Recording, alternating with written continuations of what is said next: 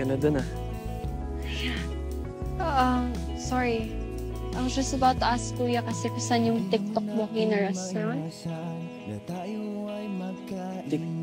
Tteokbokki? Yung Korean restaurant. K-pop fan ka din, no?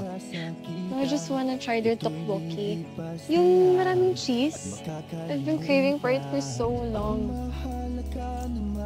Mukhang isang biyahe pa yung hinahanap mo na restaurant. Medyo malapit sa Aguas. Isang sakay? What? So, kailangan po magkotse?